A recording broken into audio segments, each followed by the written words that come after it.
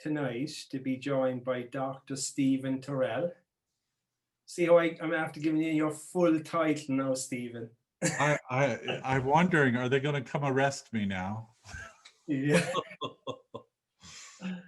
So it's great to see you again, and it's just so so nice for you to be on again tonight. Thank you for having me. It's always, my heart bleeds for Ireland, and I wish I were there on the ground in Ireland right now to be able to do this live. So it's wonderful that we can meet this way. Great. And before we start, Steve, I'm going to just call out a few practicalities that will make this evening as stress-free as possible. Okay. So the first is around technical issues. If anybody has any technical issues, what we would suggest is to log off and log back on again using the link provided. Mary is going to be on the other end of the email, and Mary's email is mary@pcpsi.ie. And if you need any technical support, please send Mary an email and she'll sort things out. And if anybody wants to purchase a CPD cert for tonight, they're on our website.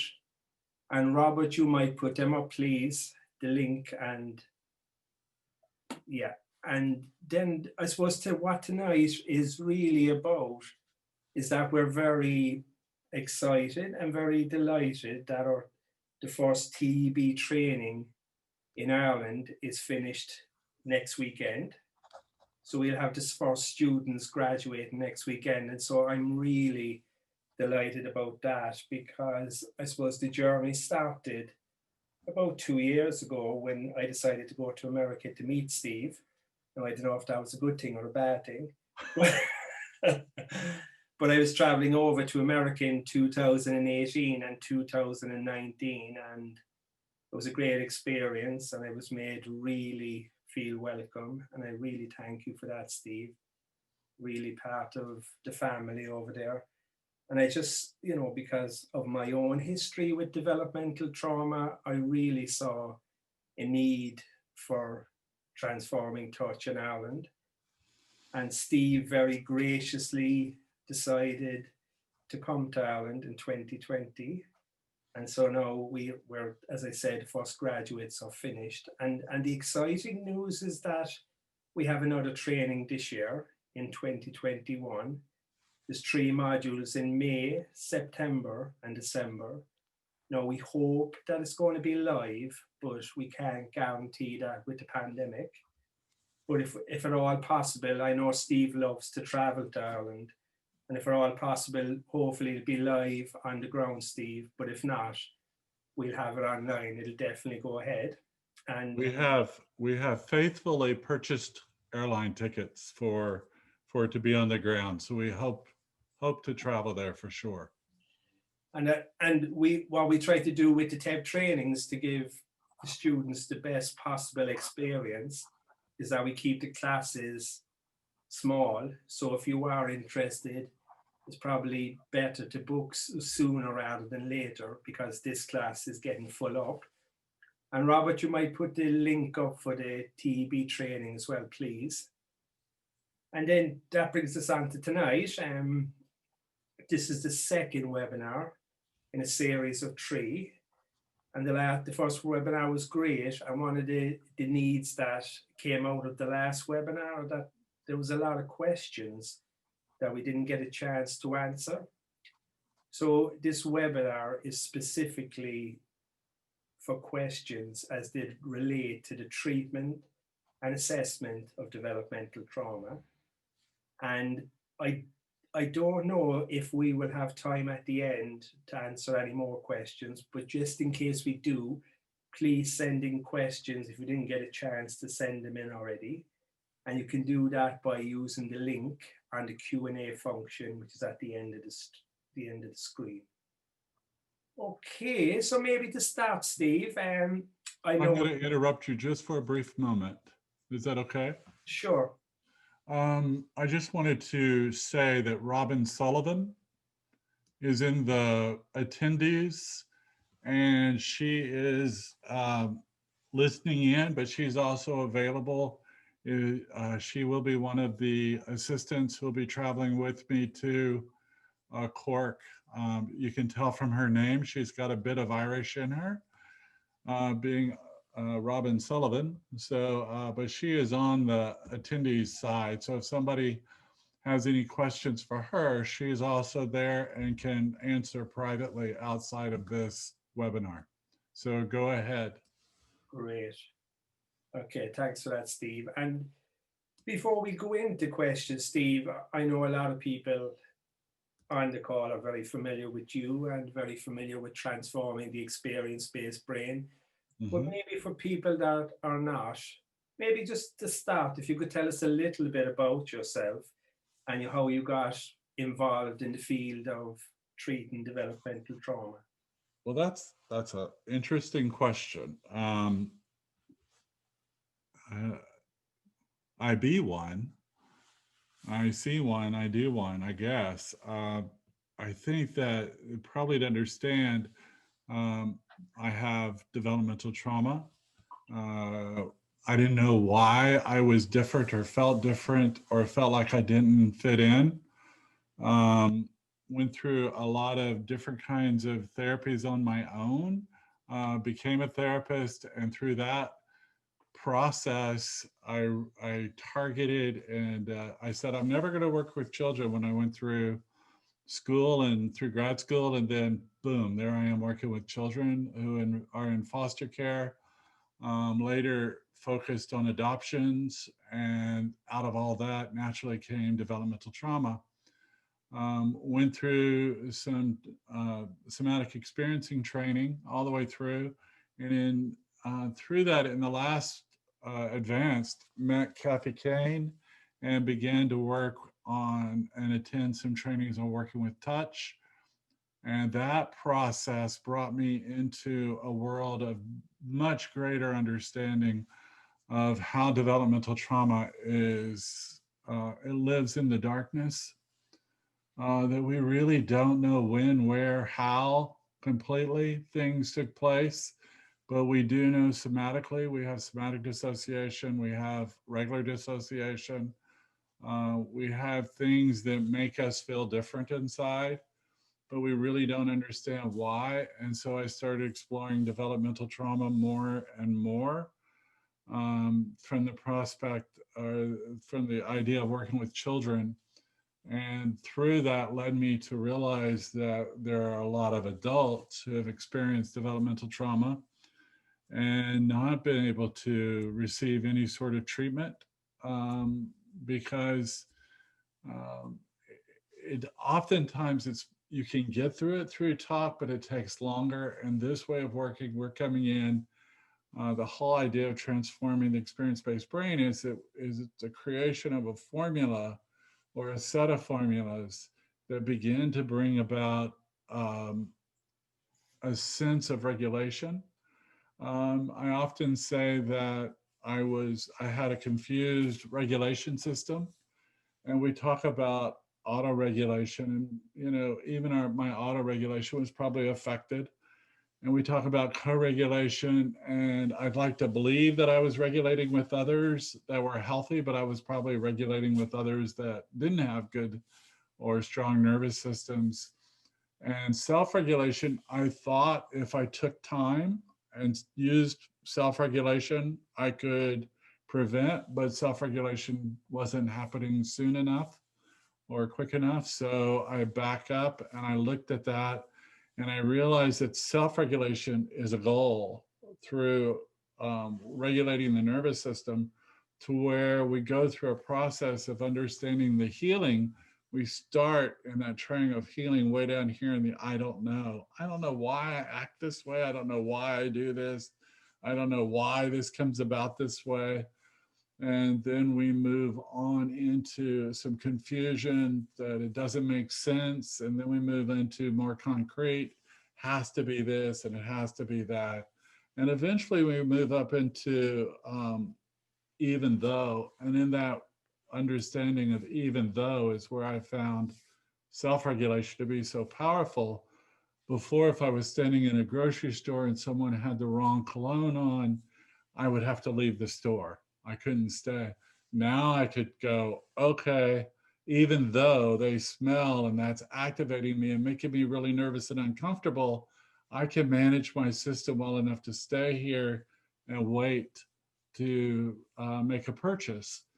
And then we get into co-regulation, where our system really begins to, through the healing of searching out others without our awareness that are healthy.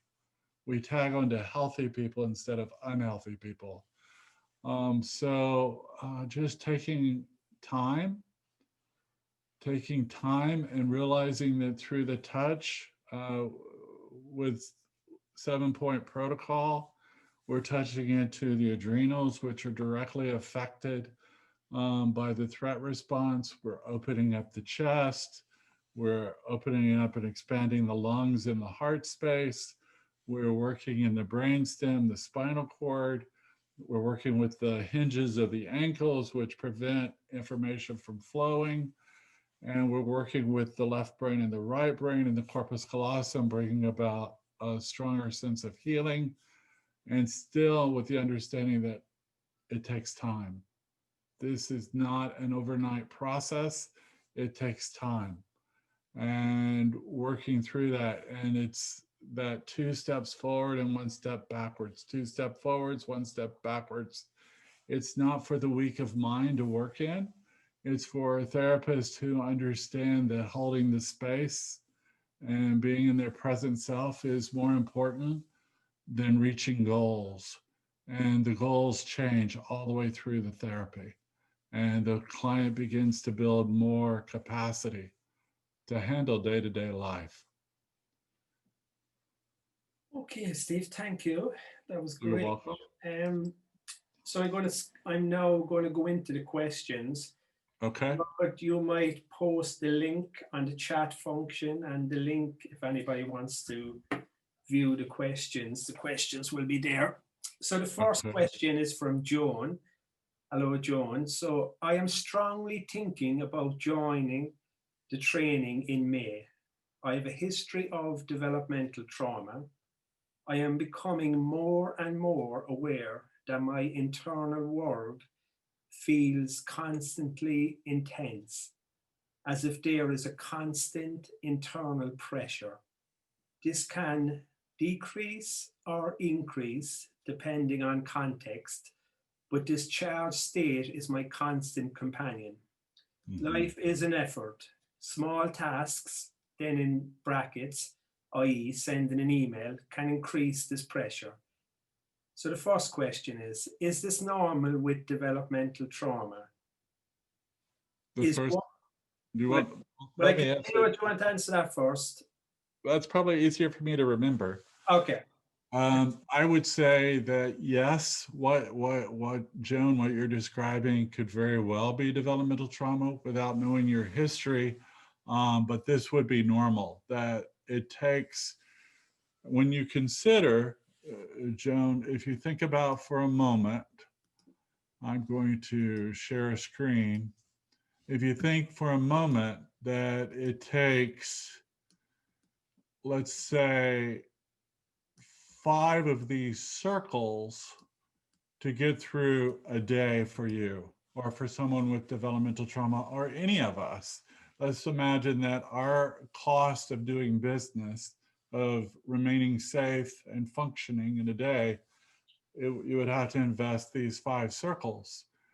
What I know to be true is that we could probably take 2 to 3 of these and say those are now just focused on safety for those of us who have experienced developmental trauma. And so all that leaves over is these final 2. And those 2 have to do all of the activity and all of the expense that all 5 would be doing normally. So of course you're going to be tired. Of course, reading an email is exhausting. All of that is normal and to be expected in the developmental trauma world. Great, thanks, Steve. And then the last part of the question, Is one of the focuses of TEB down-regulating systems that are addicted to intensity? And is there anything you suggest, recommend to support the decreasing of discharge? I have spent years in therapy, EMDR and IFS, with limited success.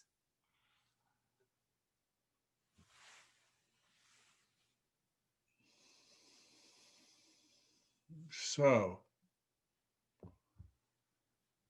if I went back to that drawing that I just had open, and I'm looking at this, Joan, and you're using the word intense, right?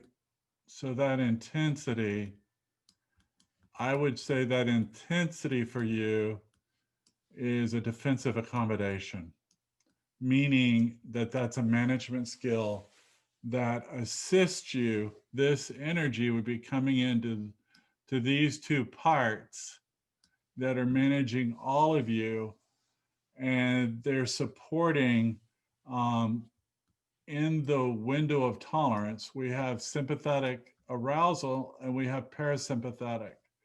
And the parasympathetic reduces that arousal, brings it back down into a normal. So that defensive accommodation is working hand in hand with your parasympathetic. So I don't want to target the intensity. I would be afraid to take that benefit away from you. I would more want to expand your window of tolerance and increase your capacity. By increasing your capacity, you would need that intensity less and less, but it's going to measurably drop without causing you to go into any sort of psychosis or psychotic state.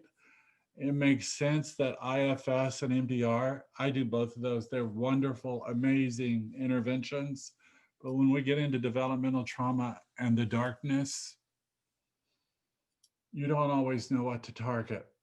You don't, as in EMDR. And in IFS, you may have parts that aren't speaking, that may not have any voice at all, that were created maybe in utero, maybe epigenetically from a generation back or a generation before that generation. So the way that I work is I don't target the problem. We're going to be targeting the regulation system and bringing about more safety, more completeness into that system in order to reduce the need for the defensive accommodation. I hope that makes sense to you. I would imagine that your experience is that most therapists are going to be targeting the issue, and I'm not. I will be targeting and working with and working with you and other students to understand the importance of capacity. And through capacity, you're repairing the parasympathetic response.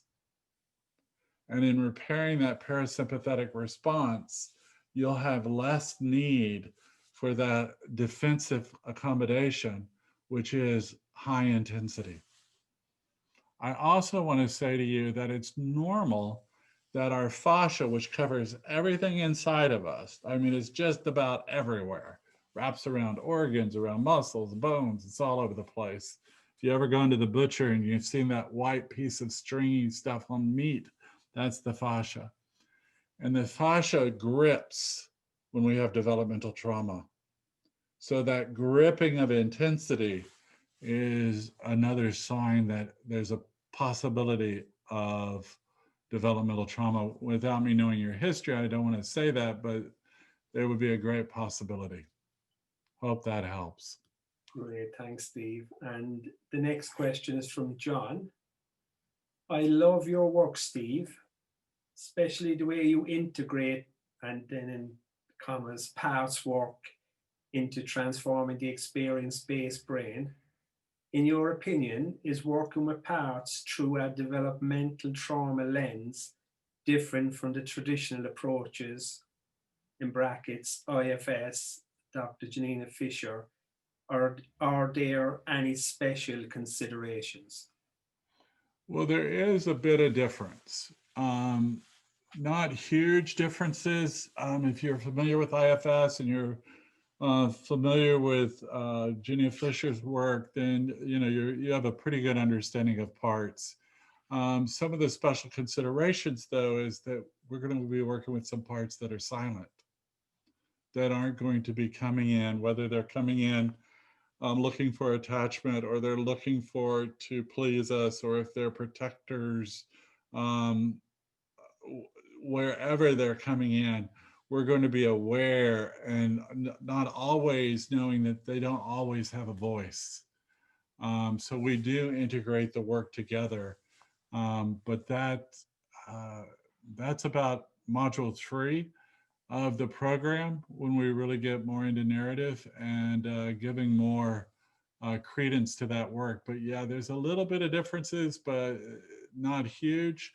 I really believe, John, that all work, if we have some sense of regulation on board, whether if we're doing EMDR or we're doing IFS or we're doing Janina Fisher or we're doing whatever, anything, even cognitive behavior therapy, works better when we have greater capacity.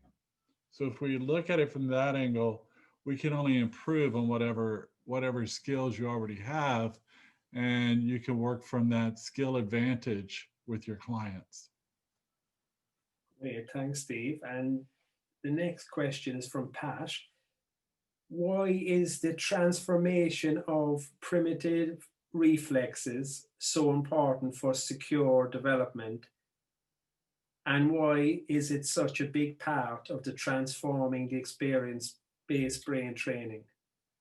Because of the cost of doing business, Liam. Pat, if your primitive reflexes have not integrated at some level, we're not doing primitive reflexes like an occupational therapist or someone who has specific training. We're doing primitive reflexes through the lens of attachment. You're not going to be doing them alone. And in repairing these, your cost of business or your client's cost of business drops, it reduces. And that means that you have more awareness and more ability. Oftentimes we see IQs going up 10, 20, 30, 40 points when a person begins to find a lower cost of doing business. Dr. Porges points out the cost of doing business and references that language.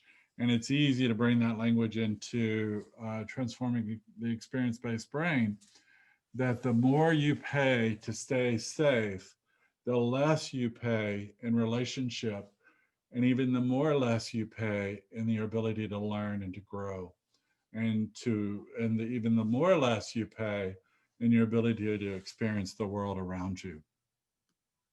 Okay, great, Steve. So now we have Janice. Hello, Janice. So Steve, I have had the pleasure of experiencing TEB as a client. I have made more progress, and then in brackets, i.e. my life now looks what I want it to be in the past 18 months than I did in the previous 10 years of therapy. I am a massage therapist and I am curious about touch in relation to the brainstem and right-left kidney adrenals. Is it oversimplifying to say that touching, holding presence and intention at these points are the main way the capacity for co-regulation is developed? Are they like a regulation triangle? Well, I actually call that a healing triangle.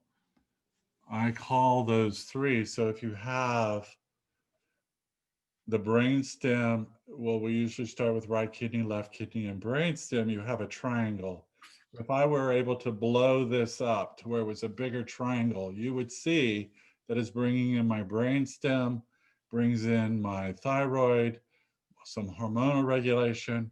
It comes all the way down. It opens up the door to my lungs, to my heart capacity, expanding my chest, and it comes down to my adrenals. sometimes things are just as simple as they are. And as we come in there, we're holding the intention of supporting those systems. And that triangle, I like to hold right adrenal, left adrenal, brainstem, and then come back in and hold all three at the same time. And that can begin to bring about healing and increasing capacity in oneself, which always opens the door to greater co-regulation and self-regulation.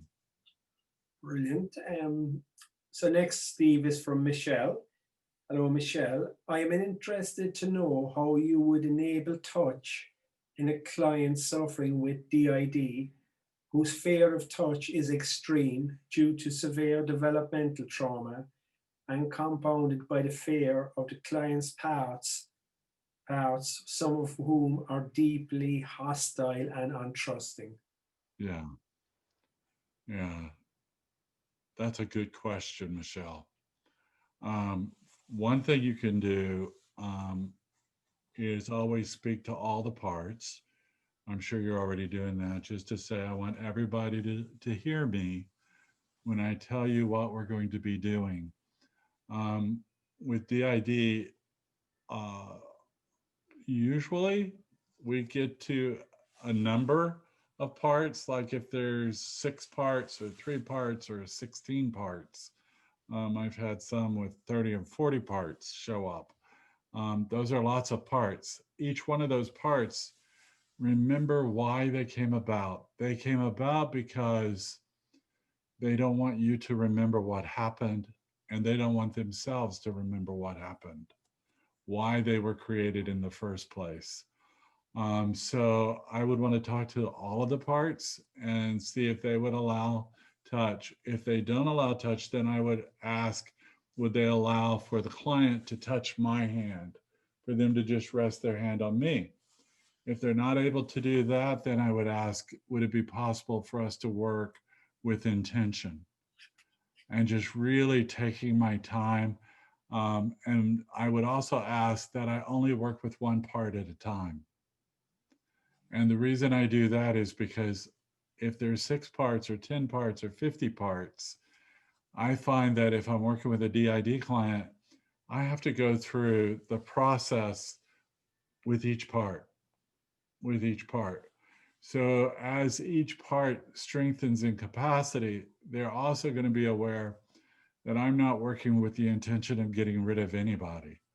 I want everybody to know that I want them all to work together, where they're all able to function as a whole, kind of in a Gestalt way. So just taking my time with that DID client, really giving them plenty of space and plenty of education, but definitely speaking to all the parts, not just the one you're communicating with, but all the parts, where even the youngest parts can hear you. Great, thanks, Steve. And the next question is from Benjamin. Hello, Benjamin. If an adult client with developmental trauma suffers from RND, for example, he has to rock his body back and forth in bed for an hour before falling asleep, do we simply proceed with the trauma therapy and regulation, waiting for that behavior to fall away by itself one day? Or should we also introduce a cognitive behavioral strategy at some point to help actively break the deeply ingrained habit? Not sure if regulation alone is enough if such behaviors are taking place since infancy, sometimes decades. Well, I call that, in my language for that, rhythmic movement disorder, I would call it self-stimulating or self-stimming. Much like working in autism or autistic community or autistic spectrum. I don't bring in the cognitive part because, as you described, this has come on since infancy. So the cognitive awareness, sometimes I get a little afraid that we might be putting a Band-Aid on a huge wound. So I'm going to build up capacity and see if it begins to reduce first. As I've done a number of sessions with the client, then I might begin to start. If that's in my toolbox, I might begin to bring on the cognitive piece, but I want to do it in relationship. I don't want to give them a homework assignment to go home and do it as much as I want to do it in relationship with me and them at that moment. So just taking your time. Without regulation, nothing is long term. And even with regulation, there's always a possibility of things returning if I'm under a large or a high amount of stress. So I stay aware of that. Okay, thanks, Steve. Great. And so the next question is from Peter. Hello, Peter. Could you talk about the importance of the phrase, "I don't know," in developmental trauma? I often hear my clients say this. Do you think this phrase is important in developmental trauma? I think that that's the most important phrase in developmental trauma is I don't know. And I don't know is we also see a certain amount of external locus of control that they're looking for a reason outside of themselves for why they're behaving the way they're behaving. And a bit of sadness and depression can go with that too. So I believe that I don't know is extremely important in the healing. And that's where we begin. I don't know because of the darkness. We really don't know what's going on. We don't have explicit memory to come in and describe what's going on. Even our implicit memory can be challenged where we're making up stories. So I think that I don't know is probably one of the most important phrases we're ever going to see or hear. Great, thanks, Steve. And the next question is from Bridget. And in your experience, Steve, what are the most effective treatment strategies for working with developmental trauma? Well, in my experience, transforming the experience-based brain is the most effective. And any program that focuses on attachment, relationship, and regulation and bringing in the primitive reflexes is going to have a greater experience of healing. Other treatments like IFS, Janina Fisher's work, EMDR, those also can be very powerful once you begin to build a secure base in there where you're really coming in and bringing about a sense of safety for the client. Great, thanks, Steve. And the next question is from Joan. So the question is, why does improved regulation and healing happen when clients with developmental trauma reclaim both their verbal and somatic narrative? How does TEB support them to make this happen? Well, the regulation reduces the cost of doing business, which increases the potential for the client to reclaim their verbal and somatic narratives. We have a lot of somatic dissociation, somatic pain. A lot of somatics are going to be involved in the healing process. And TEB comes in to support this by building relationship, looking at Bowlby's work, building a safe haven and becoming the secure base in that, working with proximity maintenance, bringing these parts about to increase the safety of the client.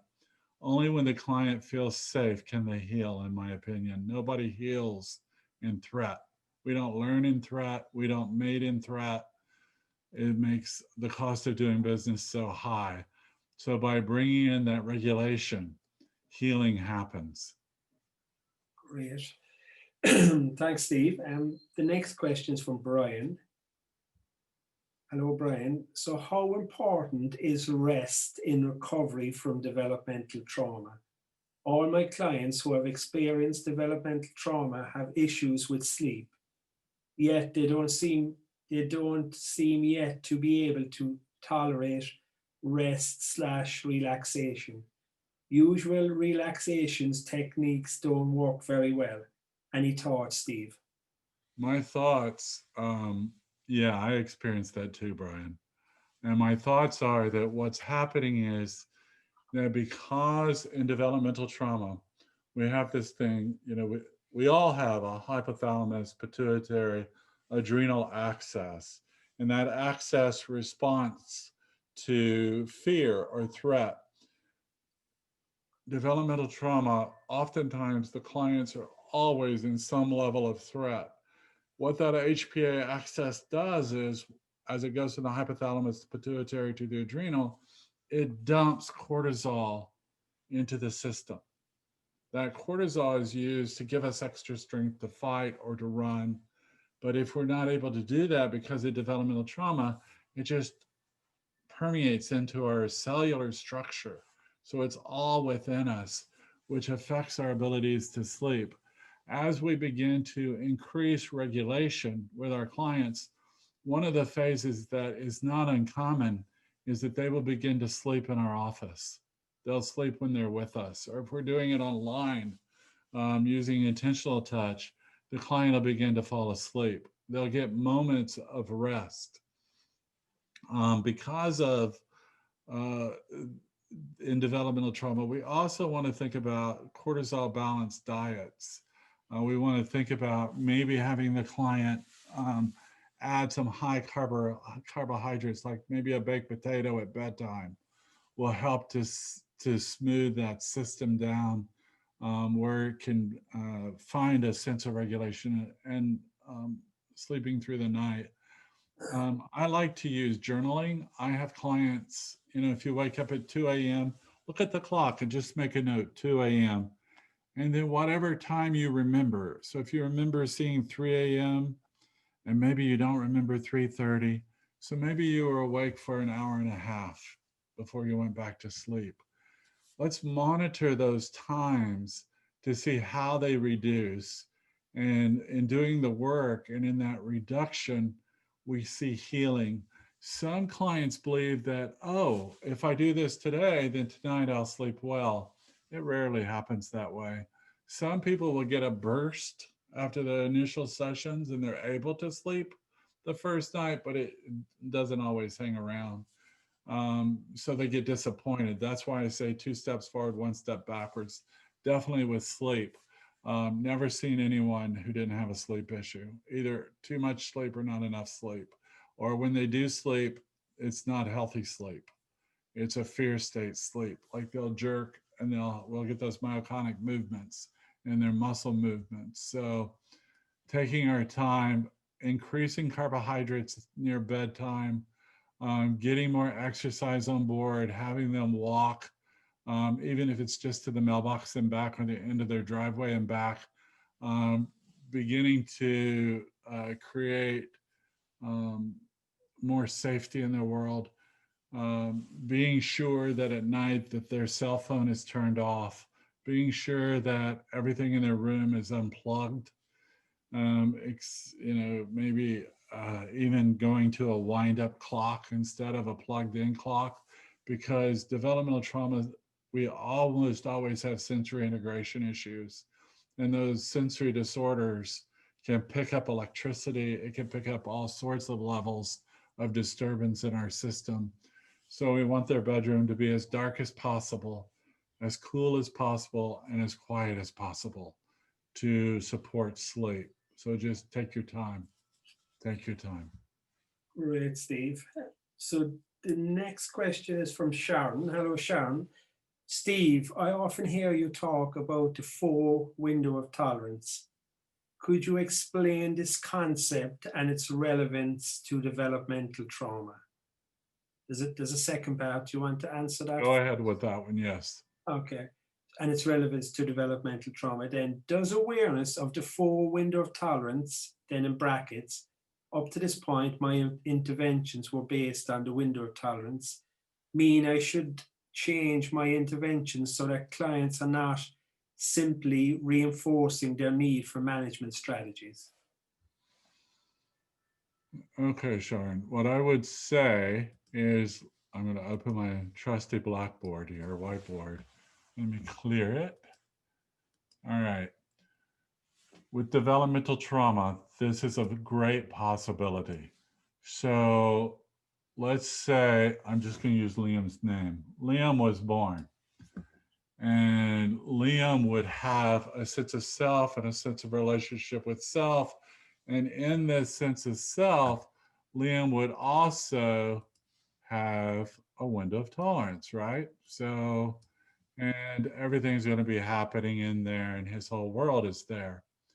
When we have a strong need in our system, because we've been under threat so many times, we go into a high dorsal state or a freeze state. We create another self. And in this other self, let's see if I can't change the color. Okay, in this other self, we're really going to come in and say, okay, there's two selves. There's this original self that you can see here, which is over here. And then there's this new self, which is a survival self. We do share some common parts with the original self. But when we're looking at that faux window of tolerance is created here in this survival self.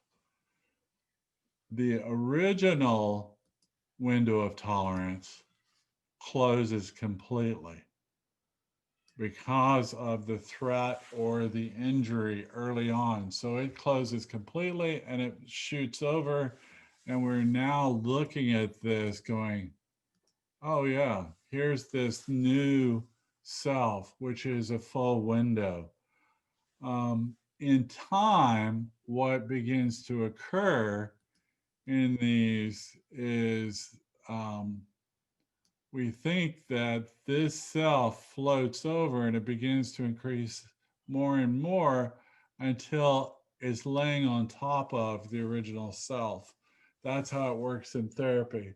These two separate parts, the survival self and the self, it just lays over.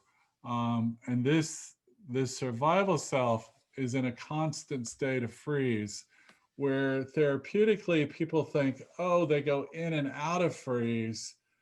They're not. They're in a constant state of freeze. But what's happening is that within this survival self, we have social engagement, we have fight, we have flight, we have freeze, we have all of the standard parts, all of them are existing in this faux window. This would be a faux window and it would be a faux survival self, but the survival self is very real. And it's in my opinion that they move over to where they're sharing a lot and they're functioning, high functioning. But even then, they're not completely merged into one, that they remain separate. They just slide over and act on top. So as we increase regulation, this survival self leans more and more into the original self and can feed off of it. I also believe that if I looked at these two next to each other, much like this drawing, and you notice something's very different here, is that there's a space between the two where information is going back and forth. But this disconnect of survival self from original self, we're going to see more in someone on the autistic spectrum, that they've separated completely. They've had a bit of a separation. And when I think about dissociative identity disorder, which is multiple personalities, for those of us who've been around for 100 years, then we might have several distinct parts that are coming in and working with the original self. You know, all of these may be tagged on, and each of those could be individual personalities, but all of these are survival parts. They're all there for the ability for us to survive and to move into a state of regulation and a state of safety. Great, thanks, Steve. So then we have Stuart. Hello, Stuart. Steve, on previous webinars, I heard you use the term dorsal physiology.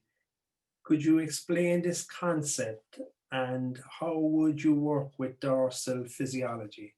Okay, in the polyvagal system, in Portrage's work, we hear a lot about the dorsal physiology and the ventral physiology. Just remembering those two.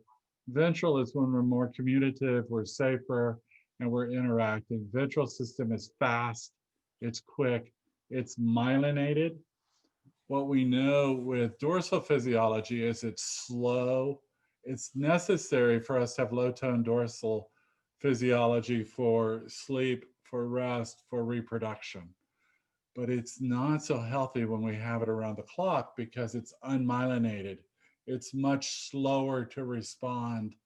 And as we have repeated stress, repeated stress, repeated stress, repeated stress, even parts of our nerves that are originally myelinated begin to break down and become unmyelinated. So this dorsal physiology is a constant state of freeze. And we work at it in the same way. We're bringing on regulation. We're building relationship, rupture and repair. We're taking time for all of those parts to come in and have greater awareness. Great, thanks, Steve. And next question is from John. Hello, John. Steve, could you please explain the term foundational dysregulation? Foundational regulation, that means that our foundation is dysregulated. That when we're looking for foundational regulation, we're looking for the ability to self-regulate and to co-regulate. That we're looking for that early foundational system, that birth system, the system that's there to be able to function in a greater capacity for relationship, for learning, for that sense of safety. So we're looking for foundational regulation all the time. We're always thinking of foundational regulation. Great. And then we have a question from Kira. Hello, Liam and Stephen. Great to be here. I have had the privilege of experiencing transforming touch personally. I am intrigued and what I notice is that in polyvagal terms is that my nervous system is shifting from shutdown and feels like it is landing in fight or flight a lot. I am fortunate in the fact that I have a lot of support around me. My concern is when working with vulnerable clients who may not have such support, how do we tailor the treatments so as to not overwhelm the client? Does the system repair at a pace that feels safe and doable for the client? Yeah, we always want to take that into consideration. It's a good point. And realize that if somebody's completely on their own, they might not have any support. When I was describing earlier the survival self and the self, what you're describing about yourself is probably there. That's probably what I was talking about, that you're not going in and out of freeze, you're always in it. And if we understand that, it's a whole lot easier to begin to bring about regulation. So with our client, we become the secure base, meaning that I am the secure attachment figure for the client. So during sessions, they're counting on us. And so if I'm aware that you shouldn't be moving very quickly, I'm going to reduce the impact to eliminate you having any large reactions without support outside of therapy. And it's a bit about going back and forth and just understanding that I'm here for you. And so I might say, you can text me, and I'm going to say, I hear you, or I'm reading your text, We'll talk about that when we're in session. I don't like to do any therapy online or any sense of therapy um, in any way through text, and really just letting them know that I hear what you're saying, and we're going to visit about that when I see you again. And then I'm going to bring it up to the client. Okay, so you text me on Tuesday, I see you on Mondays, and you were having this. I just want to talk about that for a minute. And so I really want them to know that I hear them and I'm responding to their text. But I'm going to do that in session. Okay, great. And can't see the name here, but the question is, my client uses alcohol as a nervous system management strategy. Will this coping mechanism remain while he is developing the capacity for co-regulation? Yes and no. And the reason I say yes and no is because we don't know. Most people that I have experience with, um, I encourage them, I might talk about not drinking, even though that might be their only defensive accommodation, then I don't want to take it away. I want them to have some help with that parasympathetic while we're beginning the work. One of the biggest parts of alcoholism or drug addiction or any addiction is relapse. And we have to come in and say relapse is normal. So we might have more frequent relapses in the early work too. So be aware of that and continue to work on building their capacity, because something came at them that was so great that they couldn't look at it. So they turned their head to the side, and over here, they're self-medicating with alcohol or drugs or sex or whatever addiction, food, whatever it is. And so before they can look at what originally happened, we have to bring on enough regulation and capacity to where we don't trigger a response to increase the drinking or increase the drugs. So we want to, it's a bit of a teeter-totter for us to maintain, but we really want to focus on increasing that regulation and increasing the capacity. And don't be surprised at what those initial layers have in them. There's some very painful reasons sometimes for the alcoholism or for drugs or sex or food or whatever addiction they choose. Absolutely. Okay, Steve, I think will we take one more question? Have you time for one more? One more short one. Yes, I do. Okay, I'll just pick out the hardest there. So That'll work. okay, this should be easy enough. Can you tell us a bit more about the importance of working with the fascia? Okay, yes. One of the things we do and we teach in transforming the experience-based brain is working with layers, the skin, the fascia, the muscle, and the bone, bring about tiny bits of regulation in order to be prepared. One of the things that happens when we're working, especially if we're on the table or we're doing it intentional, is that the fascia, if you imagine that it's gripped, the whole fascia is gripped, it's going to begin to release in little parts. Like maybe my ear will release, but my cheek is still constricted. And so my ear might start wiggling in the middle of the session. So we're aware of all of these parts, or a foot will kick, or we're going to get some changes. So when we're working with the fascia, there is a strong belief that healing the fascia heals mankind or womankind or other kind. So we know that fascia is very important. So we work with it as we're building regulation. We come back in, we do this layer work periodically to support the fascia. And we're also very much aware that the fascia, and we're holding that in our consciousness, that the fascia is going to heal in little pieces, not one big like, whoop, oh, I'm all better now. Probably not going to happen. Okay, so listen, Steve, thank you. That was absolutely brilliant. I really enjoyed it. They were great questions. Really, Excellent questions. really good questions.